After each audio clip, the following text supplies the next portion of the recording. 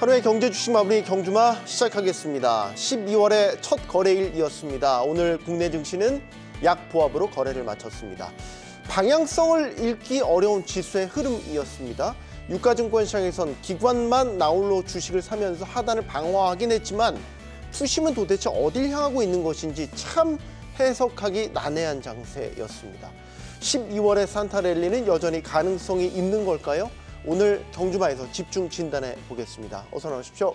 네, 안녕하세요. 안녕하세요. 김정철 본부장님. 네. 오늘 참 지수가 출렁이는 게 하루 이틀 일은 아닌데 여전히 방향성을 잡지 못하고 있는 우리 장시, 뭐가 문제라고 보십니까? 방향성은 이제 하방인데 제가 이제 나올 때마다 저 계속 지수가 하락해서 요일을 바꿔봤거든요. 네. 근데 오늘 마지막에 결국 코스피 마이너스 전환되는 거 보고 아 이거 안 되는구나 이거 정말 약간 이런 생각 조금 들었는데 이제 저는 이제 사실 그런 것 같습니다. 그러니까 오늘 전체적으로 시장 분위기가 방향성이 없다기보다 어느 섹터에 뭐가 주도주도 있는 것도 아니고 계속 테마 장세고 그런데 전체 거래대금 확 다운돼 있고 시장이 이제 연말 분위기 나면 좀 연말 소비 랠리 분위기로 막 가야 되는데 그게 좀 안 되고 있는 시장이다. 저는 약간 이렇게 좀 판단하고요.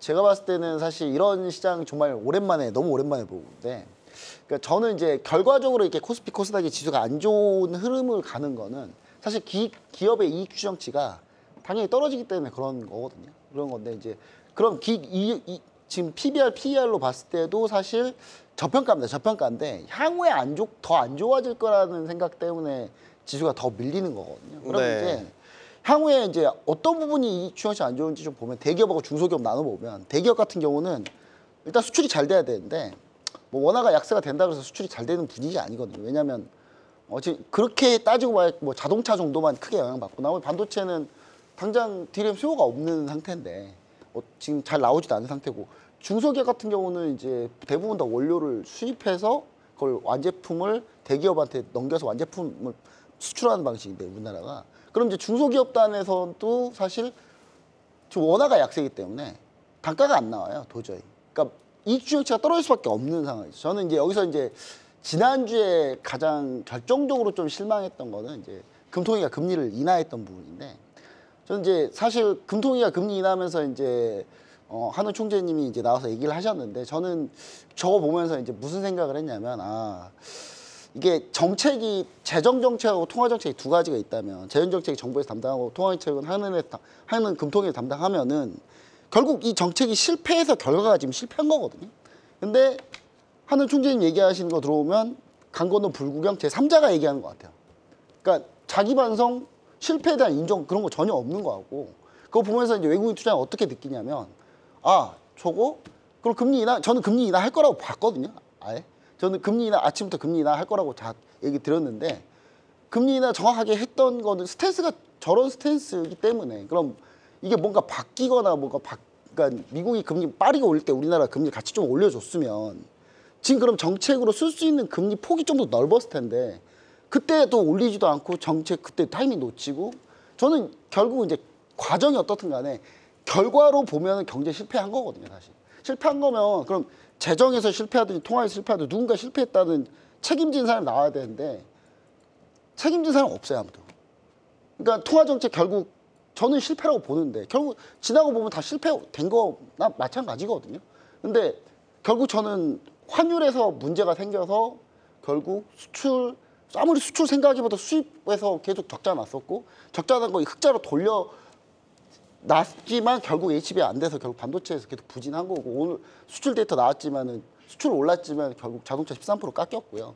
그러니까 원래 600억 달러 수출 나왔던 게 500억 달러 레벨 다운된 상태인데. 네. 그러니까 결과론적으로는 이익 추정치가 안 좋은 거거든요. 그러면 이제 한국은행 금융통화위원회에서 금리를 내렸으면 그럼 이제 시그널은 중소기업 쪽은 안 주겠다는 얘기거든요. 그러면 이제 대기업 쪽에서 뭔가 잘 나와야 되는데 대기업 쪽에 잘 나온 거 반도체가 지금 안 좋죠. 그럼 외국인 입장에서 봤을 때는 주식을 원화 자산을 갖고 있을 이유가 전혀 없는 상태인 거예요. 그러니까 저는 그걸 단면적으로 보여줬던 게 지난주 금통위였고 물론 금통위의 뭐 총재님이 뭐 다 결정한 것도 아니고 금융통화위원회에서는 뭐 정부가 임명한 사람도 있고 하지만 전체적으로 정책이 안 실패했다 저는 보고 있고 근데 그 된다고 보고 있는데 그 실패한 정책에서 얘기하시는 분이 강 건너 불 구경하듯이 얘기하는 거는 저는 아니지 않나. 그러니까 물론 그렇게 얘기 안 하셨겠지만 느끼는 입장에서는 그렇게 느낄 수밖에 없다. 그러면 이제 결국은 중소기업 쪽에서 수입 물가 올라가서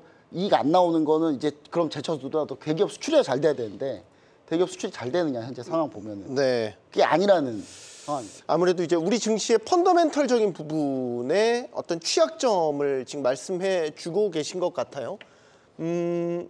박 부장님, 네. 수급적으로는 어떻게 볼 수 있습니까? 오늘 굉장히 특이한 현상이 있었는데요. 네. 코스피는 외인이 매도, 기관에서 매수. 최근에 시장이 빠질 때 기관에서 매수를 했어요. 특히 연기 요즘 나타나는 패턴이죠, 그거는? 근데 오늘 거래소는 그랬다 치는데 오늘 코스닥에서 외인 1,200억, 기관이 670억, 약 1,800억 이상을 좀 매수를 했는데 오랜만에 외국인과 기관이 코스닥에서 동반 최근에 매수. 거의 본 적은 없죠. 한 달 정도. 네. 되게 오랜만인 것 같아요. 예. 그런데 오늘 코스닥이 빠졌거든요. 심지어 개인이 1,700억을 팔았어요. 이건 뭐냐면은 알테오젠이 7% 이상 올랐고요. 네. 에코프로비엠 일부 조금, 그 나머지 중소형주들은 다 박살이 난 상황이긴 하거든요. 그러면은 이런 상황은 개인 투자, 우리가 이제 지수를 구성하는 게 코스닥에 꽤 많은 종목들을 묶음이지 않습니까? 네. 그러니까 아무리 알테오젠 시가총액 1위가 많이 오르더라도 나머지 종목들이 많이 빠져버리면 그거를 좀 어떻게 제대로 반영을 못 하거든요. 근데 오늘 시가총액 1위가 7% 이상 오른 상황인데 이게 마이너스 난 거는 뭐 제가 기억을 못 할 수 있어도 최근 몇 년 만에 처음 보는 일입니다, 저는. 과거에 이런 패턴, 바닥권에서 많이 빠지다가 외인 기관이 매수가 쌍끌에 들어오면은 코스닥에서는 어떤 일이 나냐면 3%대 이상 반등이 나옵니다. 마치 아까 대표님께서 말씀 잘 해주셨는데 최근 몇 주 동안 월요일만 올랐어요. 기억하실 겁니다. 그래서 이제 오셨는데 오늘 빠진 게 아직이긴 한데 월요일 날, 지난주 월요일 날도 이런 현상이 있었어요. 코스닥이 3% 올랐거든요. 근데 그 3% 오르는 거에 기저에는 코스닥 매매 동향 보시면 프로그램입니다. 차익 비차익이 합쳐서 1,300억, 순매수가 1,300억 나왔거든요. 그러니까 코스닥의 밸류에이션을 보고 들어오는 게 아니고 이쯤은 기술적이든 뭐든 외국인 보기에는 이 정도면 반등이 나올 만했다라고 했기 때문에 외국인들이 프로그램이 발동돼서 들어온 건데 그러면 불구하고 지수가 0.3% 장중에 플러스도 한 2번, 3번 두들기긴 했거든요. 그랬는데 네, 맞아요. 갔다가 밀리더라고요. 갔다가 밀리는 게 이런 부분이 좀 특이한 현상이 좀 있었고 그 두 번째로는 지금 선물 매매 동향인데요. 저희 개인 투자자분들이 일반적으로 장이 오르면 선물을 좀 팔고요. 좀 반대로 매매하시는 경향이 좀 있죠. 꼭 맞다는 말씀을 드리는 건 아닌데 선물은 아시다시피 동시효과가 3시 35분부터 45분입니다. 장 마감 후에만 매매 동향이 결정짓는데 이 동시효과 전까지요. 개인은 선물을 마이너스였습니다. 그러면 오늘 결과론적으로 거래소, 코스닥, 선물, 우리가 말하는 옵션 있잖아요. 콜옵션 올 매도였어요. 올 매도였다가 선물만 동시효과 때 1,000억 이상 플러스로 돼 감으면서 들어왔거든요. 그건 무슨 의미? 이것을 저도 이런 패턴을 이건 뭐 슈퍼개미가 들어왔나? 라든지 이거는 개인 수급적인 특징을 확정 지을 수는 없습니다.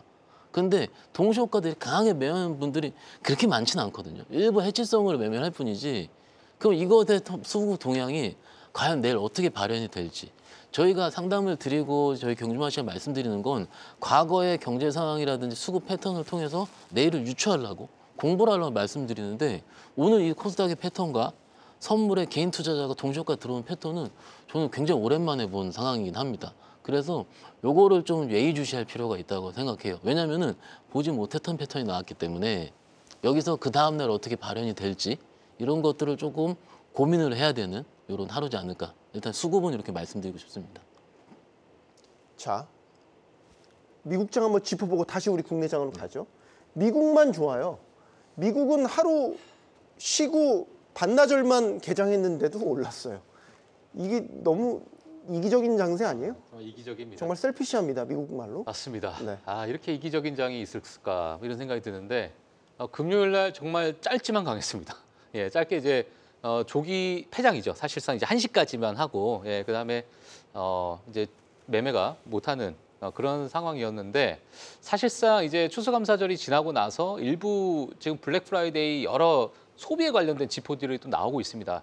그래서 그러다 보니까 지난 금요일 같은 경우에는 미국의 온라인 매출 자체가 어마어마하게 또 급증했다라는 이야기들이 좀 나오고 있는 상황이고요. 네. 사실 지금 뭐 사이버 먼데이, 그러니까 이번 주에 있는 이러한 여러 뭐 매출 쇼핑부터 해서 여러 가지 이러한 데이터들이 많이 모아질 텐데 지금의 어떤 상황으로 봤을 때는 오프라인 매출 자체는 많이 감소를 했지만 온라인이 많이 급증하고 있다 보니까 그런 부분에 대한 기대감이 분명히 지금 있는 상황이고 일부 트럼프 트레이드 자체가 일부 쉬어갔던 부분이 또 금요일 날 다시 시동을 겁니까? 다시 시동 걸었습니다. 예, 그러다 보니까 지난 금요일 같은 게 테슬라만 좀 유일하게 또는 엔비디아와 테슬라가 유일하게 좀 올라가는 그런 모습을 보였던 그런 장이 아니었을까. 자, 이런 부분도 있고요. 그리고 미국에 있는 뭐 반도체 규제에 관련돼서도 뭐 중국에 대한 어떤 규제를 좀 풀어주는 그러한 어떤 이야기도 좀 나오게 되면서 일부 장비주들이 좀 올라갔어요. 근데 이 반도체 장비주들이 사실상 올해 초부터 지속적으로 항의를 좀 했었습니다. 왜 항의를 했냐면 지금의 여러 반도체 기업 중에 장비를 많이 사들이는 기업 자체가 중국밖에 없거든요. 사실 웬만한 다른 기업들 같은 경우는 일부 장비가 어느 정도 좀 완성이 되어 있는 상태고 네. 지금의 투자를 과감하게 하고 있는 부분이 중국인데 중국을 규제하다 보니까 이건 우리도 죽는 거다. 이러한 얘기를 사실 올해 초부터 지속적으로 나왔던 부분이고 네. 이 부분에 대한 약간의 부담을 이번 바이든 행정부에서 좀 느꼈던 것 같아요. 그러다 보니까 일부 뭐 창신 메모리 같은 경우에 규제를 좀 완화하는 그러한 이제 이야기를 좀 나오게 되면서 장비주들이 좀 올라오는 모습. 하지만 암호화폐도 또 엄청나게 지금 뜨거운 상황이거든요. 네. 자, 그래서 제가 봤을 때는 지금 국내 시장에서 사실상 과거의 국내 시장을 좀 보게 되면 일부 기민하게 움직였었던 그러한 어떤 매매 패턴이 좀 있었는데 이 부분이 암호화폐로 다 넘어갈 수밖에 없는 우리가 왜 굳이 국내 시장에서 이런 기민하게 움직여야 되지? 이러한 이야기들도 좀 나오고 있는 상황이고 수급 자체가 뭐 미국 시장 또는 뭐 암호화폐 시장으로 많이 좀 번져다 보니까 국내 시장에 약간의 좀 소외되고 있는 그러한 모습이 지금 나오고 있지 않나 이렇게 보여집니다. 자, 국내장으로 다시 돌아와 보죠. 미장은 어쨌든 꾸역꾸역 계속 랠리가 이어지고 있습니다. 박 부장님께 먼저 질문 드리고 싶은 건 그래서 아까 이전에 보지 못했던 외국인과 기관의 동반 매수에도 불구하고 지수가 빠졌다라는 거에 시사점을 제시해 주신다면 개인 투자가가 하드하게 파는 겁니다. 수익이 났던 수익이 나지 않았었던 오늘 프로그램으로 알테오젠 많이 들어왔잖아요. 그러면 그래도 코스닥 시총 대장주에다가 라이센싱 아웃이라든지 기대감이 있는 무지듬직한 주식, 팬이 많은 가장 큰 주식. 차라리 내가 이 국장에서 매매를 하느니 작은 주식, 지금 작은 주식 말씀 우리 투자자분들 주식하면 아실 거예요. 우리가 말하는 게 알테오젠, 에코프로비엠만 얘기를 하지만은 코스닥에 남아있는 거의 1000개 이상의 종목들이 있지 않습니까? 네. 올 신저가입니다. 거의 웬만하면. 왜냐면은 이게 수급 자체가 뻗쳐지질 않아요. 올해 7월 말에서 8월 초부터 지금까지 신규 상장한 게 몇 개 정도 되는지 아세요? 40개가 넘습니다. 그러니까는 지금 신규 상장주만 움직여요. 작은 종목들은. 그냥 수급이 이쪽은 깨끗하거든요.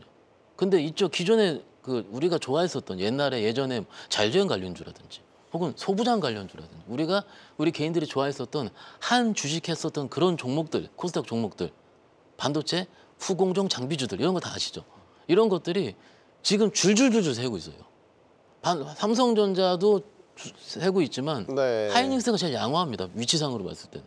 그러니까는 이것을 들고 있느니 우리 박종원 팀장님께 말씀하신 것처럼 오늘 알트코인 중에서 리플이라는 꽤 유명한 코인이 급등했다는 뉴스를 제가 봤거든요.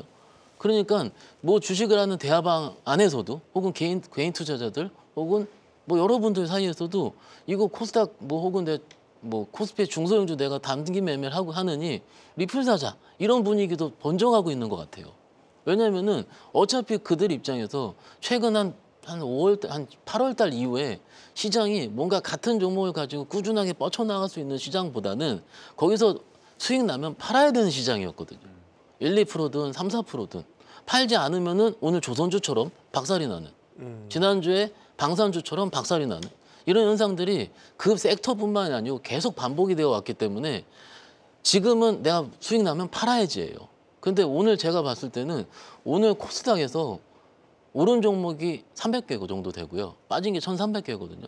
오늘 코스닥 얼마 안 빠졌잖아요. 지난주에 금요일 날 많이 빠졌고 네. 거의 비슷합니다.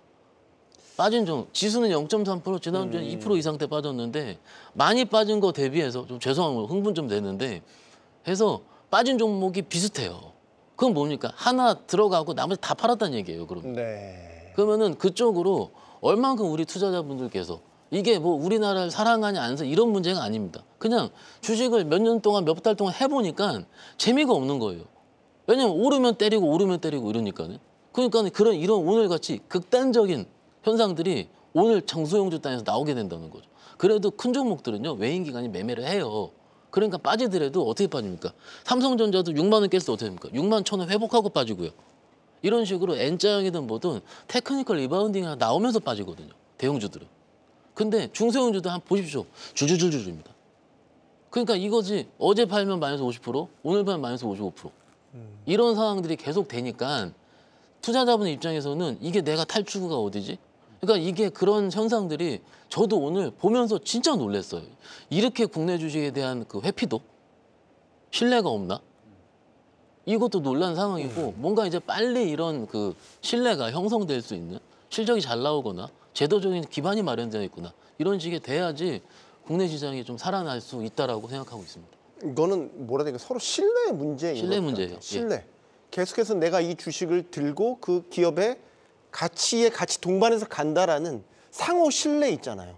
상장사가 주주에게 줄 수 있는 주주는 또 상장사에 대한 믿음. 서로의 언덕이 돼줘야 되는데 서로 지금 밀어내고 있는 형국 같은 이 그러니까 지금 기업이 상황이- 이익이 안 나오니까 뭐 이익을 추정하기엔 뭐 이렇게 예를 들어서 우리나라에 뭐 대기업 낙수효과 있긴 하니까요. 근데 대기업에서 크게 이제 실적이 잘 나올 것 같다 그러면 장비사들이나 뭐 밸류체인들 전부 싹 다 이제 좀 좋아지고 뭐 이런 신뢰관계가 있어야 되는데 위에서 단에서 안 좋고 또 밑에 단에는 원료 수입하는 원가가 올라가고 하다 보니까 그러니까 결국은 저는 환율에서 좀 문제가 크지 않나 이게 환율에서 문제가 큰데 굳이 금리를 내려야 했었나 약간 그런 생각도 많이 들고요. 그래서 이제 전체적으로 개인 투자자들이 봤을 때 개인 투자자들이 자기들이 생각해봐도 원화 표시 자산을 갖고 싶은 생각이 전혀 없거든요.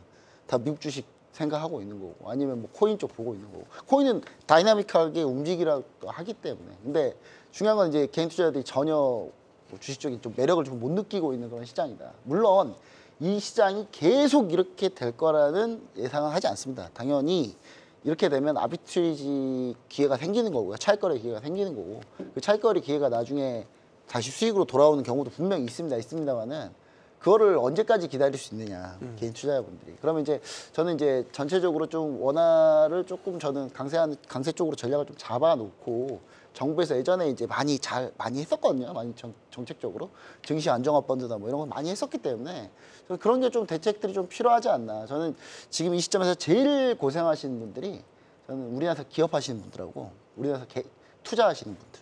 저 전 세계 다른 데 가잖아요. 거의 하이 레벨 갑니다 다. 우리나라에 있으니까 이렇게 힘든 거예요. 그러니까 이 생각을 개인 투자자들이 이제 하기 시작했다라는 게 네. 좀 큰 문제지 않나. 그러니까 이게 좀 뭔가 대책이 좀 전체적으로 좀 필요하지 않나 이런 생각을 해봅니다.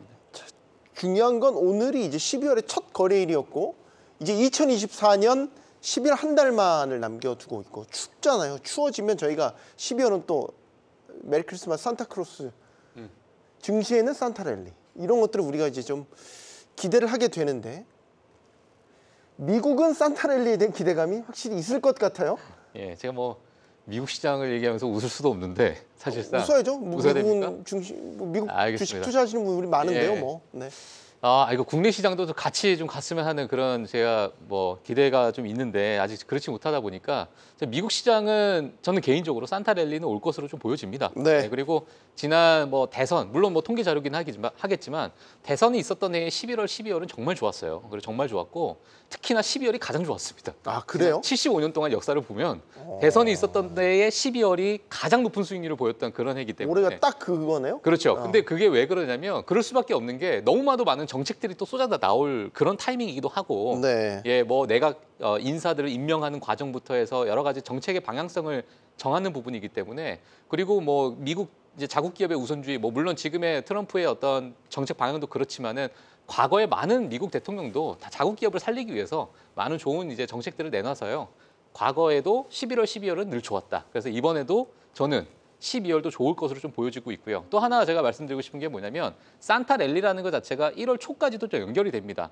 근데 내년 2025년에 S&P 500의 목표가를 지금 도이치뱅크나 야덴 리서치는 7,000포인트로 잡았어요. 그러니까 지금으로부터 정말 공격적으로 잡았네요. 그렇죠. 15%에서 뭐 많게는 17%까지 더 상승할 것이다. 과거에 강세장이 이어지면 보통 5년에서 7년 정도 평균적으로 갔었습니다. 근데 강세장이라 하면 보통 1년에 20% 정도 이제 상승하는 또는 15% 이상 상승하는 그러한 강세장을 얘기하는데 지금 2022년 10월에 우리가 바닥이라고 생각한다면 2023년, 2024년 지금 2년 지났거든요, 사실상. 네. 그러니까 지금의 어떤 강세 패턴은 조금 더 이어질 가능성이 좀 크다. 그러니까 2025년도 아마도 만약에 과거의 데이터와 이런 것들이 조금 맞아 떨어진다면 지금까지는 맞아 떨어졌거든요.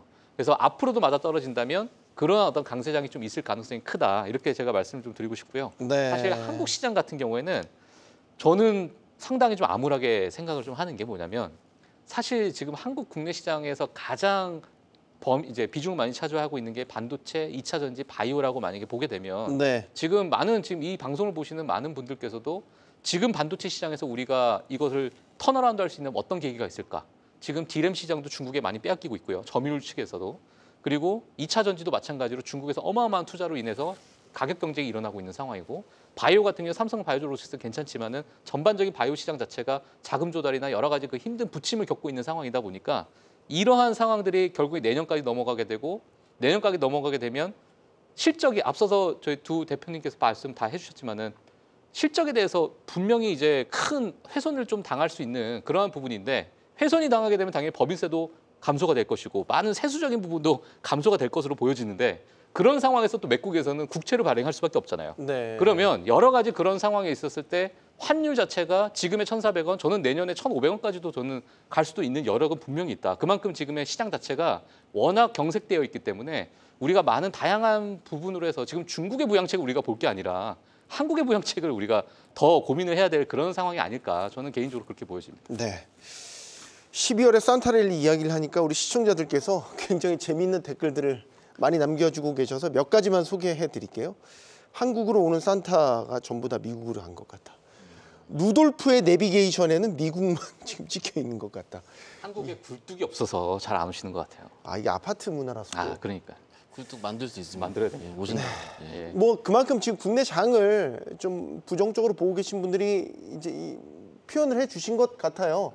12월에 산타랠리 국내에서 전혀 기대할 바가 안 됩니까? 여지가 없습니까? 일단 첫날이기 때문에 추후에 좀 지켜봐야 될 텐데요. 네. 이게 지금처럼 낙폭이 과대했다가 저희가 점심 때 저희 직원들끼리 했던 그 얘기를 좀 편하게 말씀 좀 드려볼게요. 항상 시장이 이렇게 어려운 지금 객관적인 지표라든지 일정을 봤을 때 뭔가 코스피가 갑작스럽게 드라마틱하게 오를 확률은 사실은 좀 적지 않습니까? 네. 그런데 과거에 이런 패턴일 때 뭔가 우리가 생각지 못했었던 하나의 트리거가 발동이 되면서 지수를 들어 올렸던 경험들이 굉장히 많았었습니다.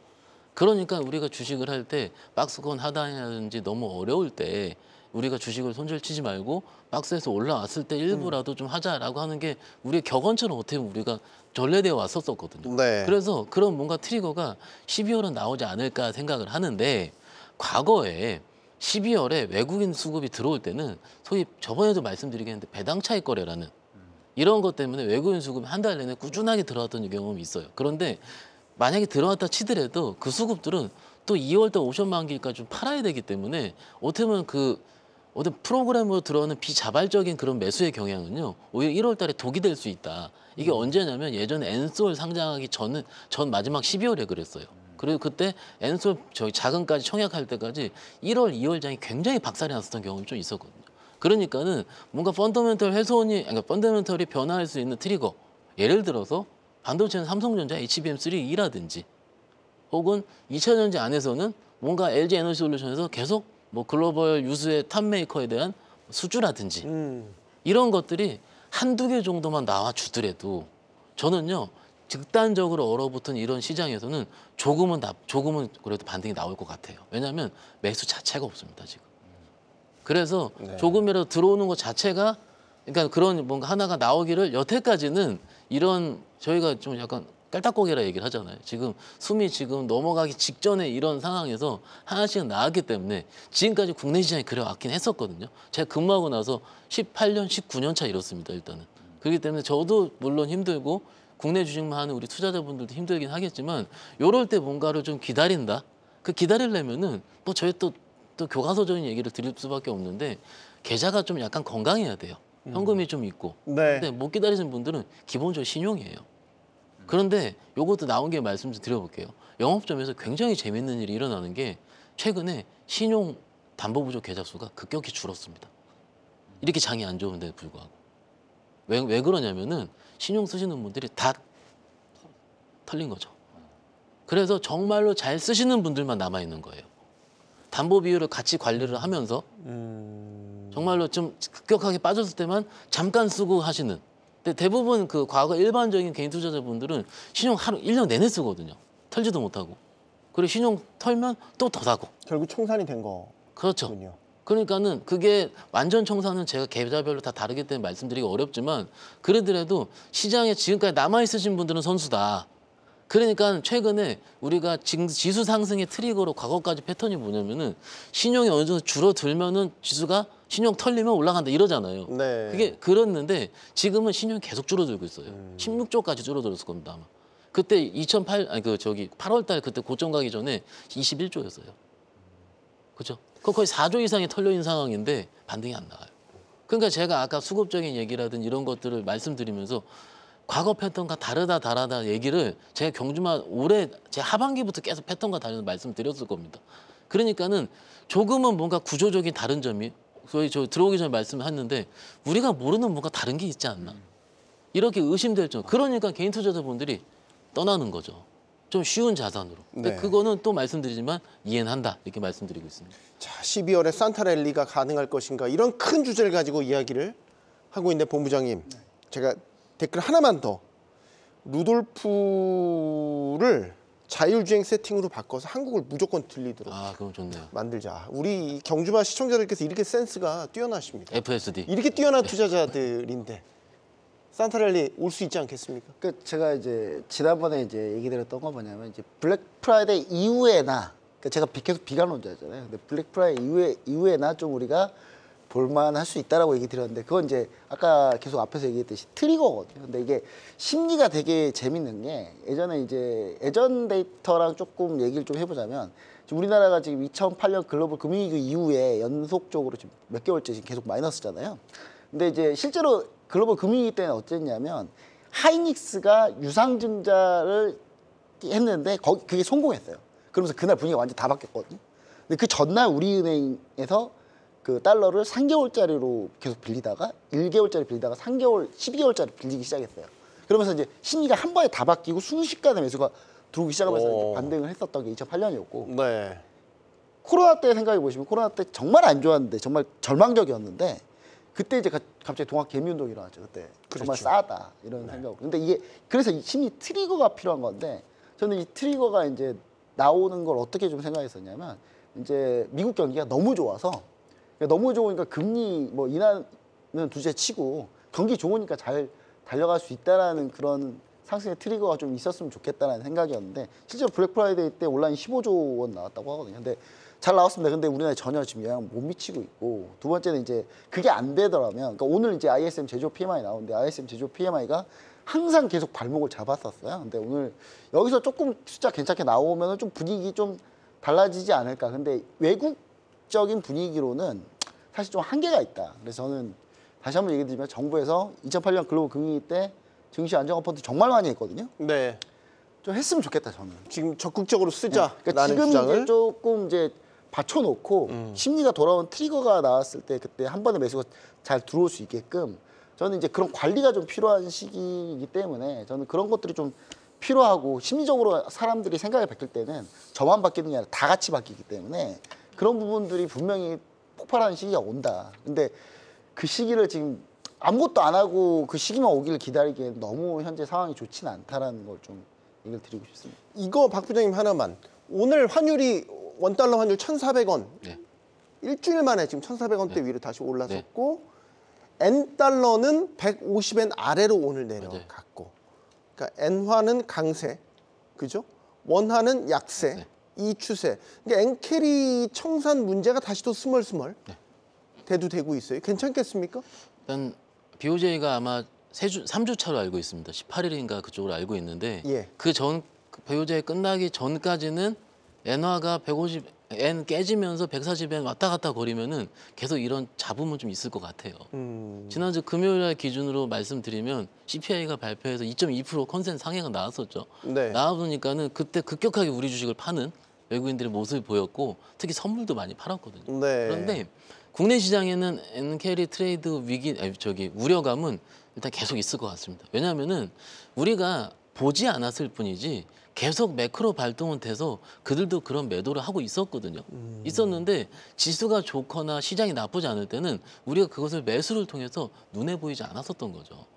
그런데 지금 같은 경우는 매수가 없으니까 지난주에 제 기억으로 선물 저점 대비해서 2,600억 팔다가 2,600억 사서 끝났거든요. 네. 5천억을 되감았어요. 아마 저기 지난주 금요일 날 잠깐 했을 거거든요. 그러면은 이게 외국인들이 이런 플레이 제가 좀 찾아보니까 그 미국에서 그 어떤 그 인터뷰한 그 기사를 좀 보니까 미국이 금요일 날 반장만 열렸지 않습니까? 그러면은 엔화가 그렇게 급격하게 움직인 거는 일종의 거래 실종에 대해서 모멘텀이 갈 가능성이 크다. 그들의 인터뷰에서는 좀 과하게 움직인 거죠. 어떻게 보면은. 이런 가운데 만약에 12월 FOMC에서 네. 금리가 지금 인하될 가능성이 다시 높아지고 있죠, 박종원 팀장님. 네. 원래 인하로 점도표상은 예정돼 있다가 아니네, 경기가 예상보다 뜨겁네 해서 좀 속도 조절이 있나 싶은데 그렇죠. 최근 기류는 다시 또 인하 쪽으로 무게가? 예.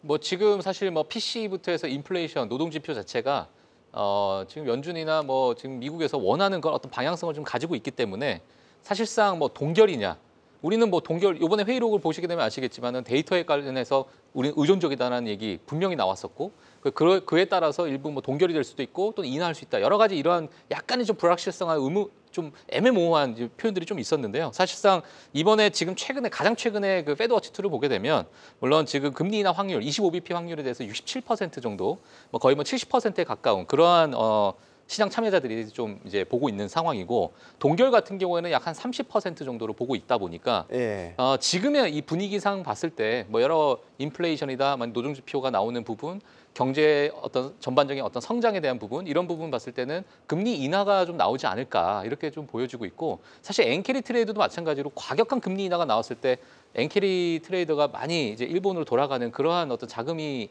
흘러갈 수가 있는데, 사실상 지금의 그 금리 인하 방향이나 아니면은 그 어떤 기울기를 좀 보게 되면 약간의 일부 불확실성이 여전히 좀 남아 있는 상황이거든요. 그러다 보니까 좀 약간의 좀 그런 부분도 눈치 보는 그러한 어떤 매매가 좀 이루어지지 않나, 저는 개인적으로 좀 그렇게 생각도 하고 있습니다. 지금 일본의 그 기준금리가 0.25, 여기서 만약 인상이 되고 미국 연준이 금리를 반대로 이제 인하를 하고, 그럼 미국과 일본의 금리 격차는 정도죠. 더 줄어들고, 4% 정도. 네. 그러면 싼 일본 엔화를 빌렸던 엔캐리 트레이드 자금이 청산될 가능성이 높고, 그 직격탄을 국내 증시가 먼저 맞을 가능성이 있다.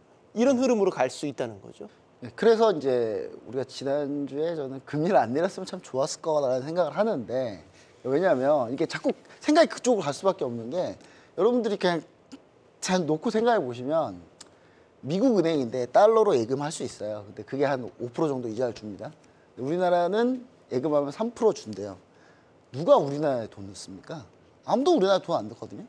근데 일본도 0%에 땡겨서 한국에 투자했던 거는 한국의 경제 성장률 보고 투자한 거고, 금리 상황 보고 투자한 거예요. 근데 우리나라가 결국 금리를 내리는 기조로 가고, 일본은 금리를 올릴 수밖에 없는 구조일 수밖에 없는 게, 중국 이시바 시게루 그 총리가 사실 아베랑 같은 자민당 내에서 계파가 다른, 약간 계파 내 적이었어요. 계파가 서로 다른. 그렇기 때문에 정책도 아예 다르거든요. 다르기 때문에 아베노믹스에 정반대로 간 거고, 그리고 또 자민당이 또 선거에서 졌습니다.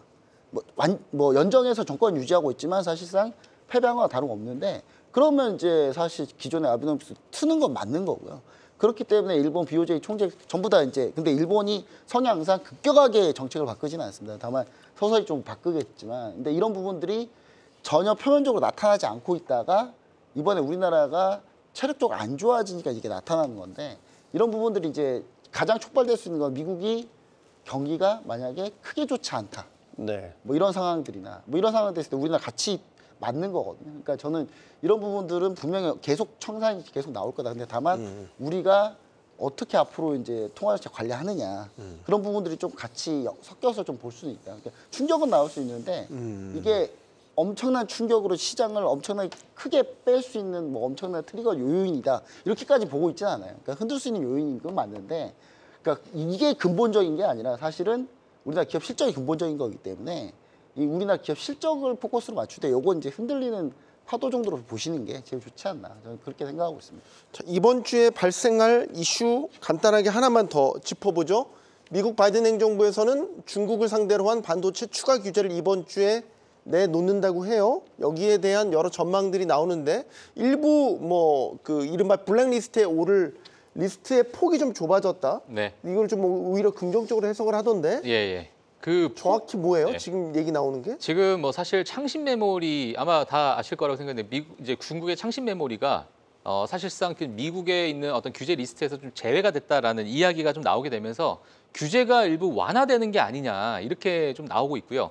하지만 사실상 그 외에 규제하는 부분이 더 강하게 할지 아니면 좀 약하게 할지 그 부분은 이번 주에 이제 발표가 되기 때문에 아무 세부적으로는 우리가 한번 뜯어봐야 될 것 같다. 하지만 지금 이러한 내부적으로 이러한 이야기가 좀 나오다 보니까 일부 시장에서는 조금 화색이 도는 그런 모습이 있었습니다. 앞서서 제가 말씀드린 것처럼 사실 지금의 과도한 설비 투자를 하고 있는 나라가 중국이에요, 사실상.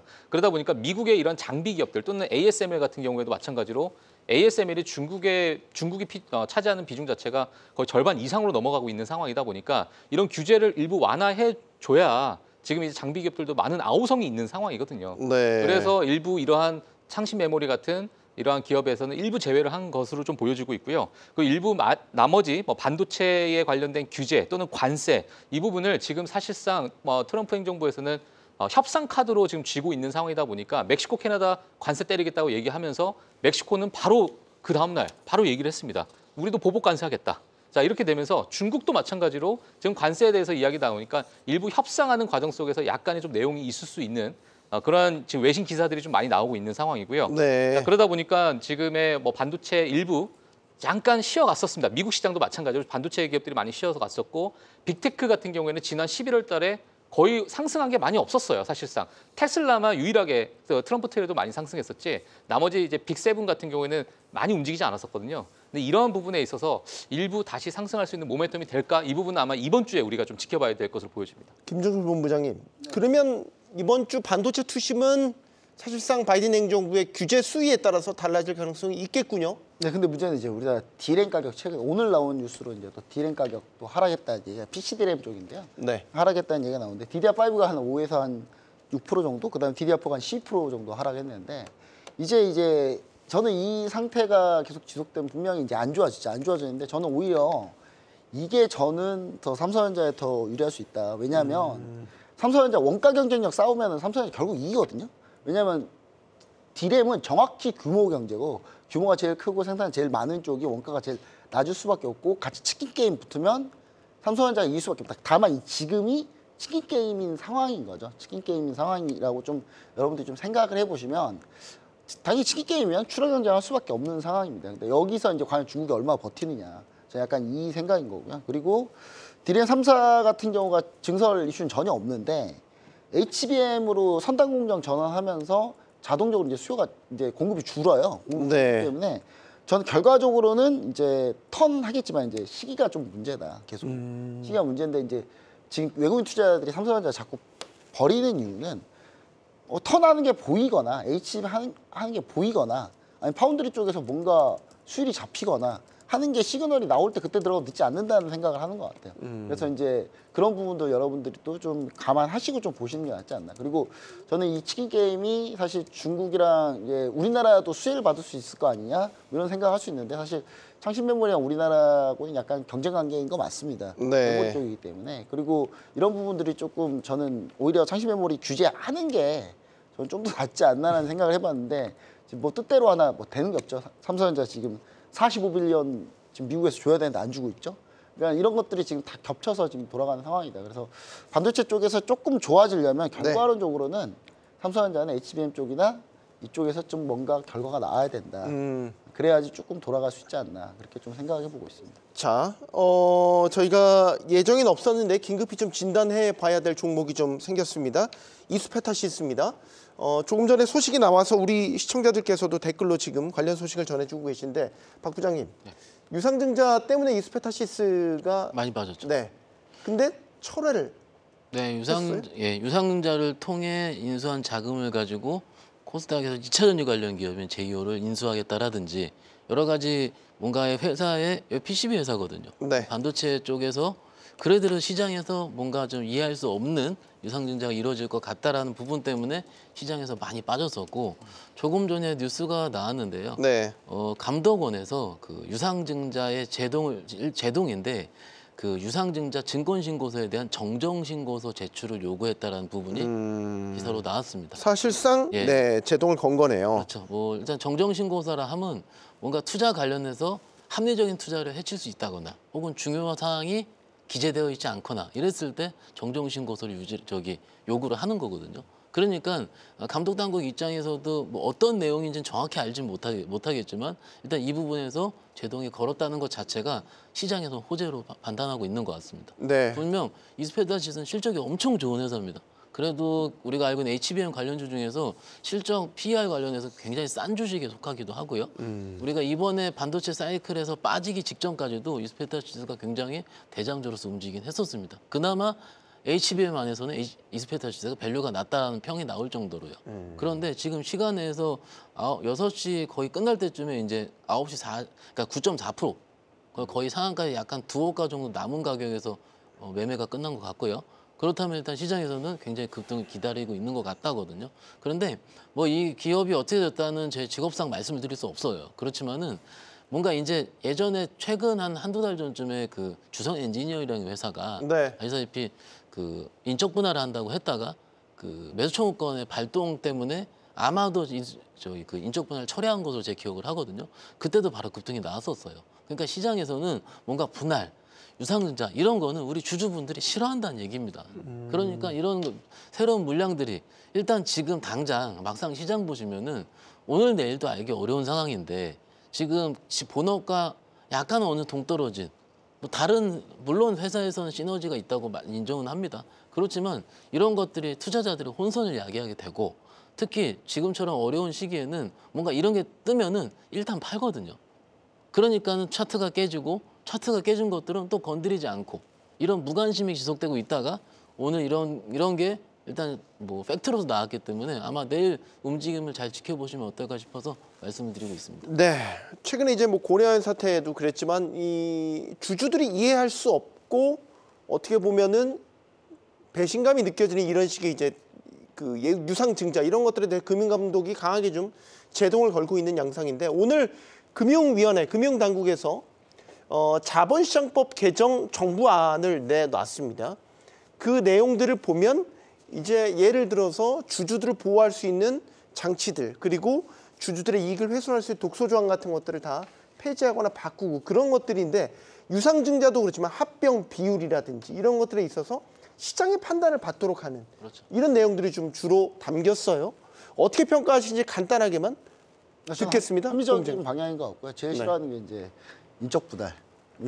이제 분할하는 종목들은 사실 물적 분할이나 뭐 이렇게 분할하는 종목들 같은 경우는 사실 따지는 게 사실 어렵습니다. 왜냐하면 이제 기업이 이제 전체 100% 출자해서 분할하느냐 아니면 그냥 기업이 그냥 100% 출자하지 않고 그대로 나눠서 분할하느냐 이거는 유불리를 따지기가 사실 쉽지 않거든요. 근데 다만 개인 투자자들이 너무 싫어하는 분할을 계속 이제 어떤 회사들 계속 해왔고 그러다 보니까 그런 부분들에 대해서 조금 이제 제동을 걸 필요가 있다. 그다음에 대표적으로 삼성물산이나 뭐 이렇게 합병하실 때 보면은 이제 비율 자체가 좀 합병했을 때 이제 각자 지분 가치들이 있는데 그 지분 가치에 정확하게 맞춰서 합병이 되는 경우들이 많이 없더라.